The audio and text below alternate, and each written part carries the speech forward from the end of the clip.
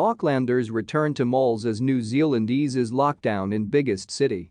Shops and malls in New Zealand's biggest city, Auckland, flung their doors open for the first time in 3 months on Wednesday as the city, which is at the epicentre of the country's coronavirus outbreak, gradually reopened. Retail stores filled up within hours of reopening due to pent-up demand, while some shoppers reportedly queued up outside malls overnight to take advantage of early bird offers at some stores. Libraries, museums and zoos were also allowed to receive visitors as the government eased coronavirus restrictions amid a pickup in vaccination rates and due to mounting pressure from critics calling for more freedom. The hospitality sector, however, remained shut. In her first visit to the city since it was locked down on August 17, Prime Minister Jacinda Ardern said the hospitality sector will reopen as soon as Auckland hits its vaccination target.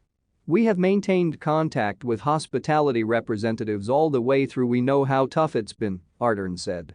"But the light is at the end of the tunnel.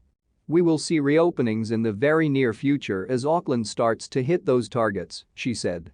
Ardern has said the city will move into a new traffic light system to manage outbreaks rather than lockdowns once 90% of Aucklanders have been fully vaccinated.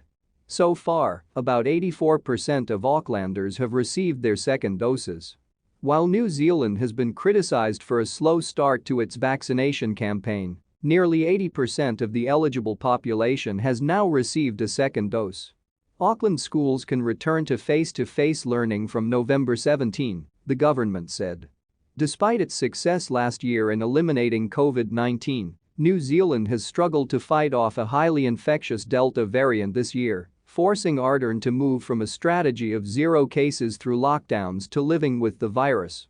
New Zealand still has among the lowest coronavirus cases in the world, with under 8,000 infections reported so far and 32 deaths.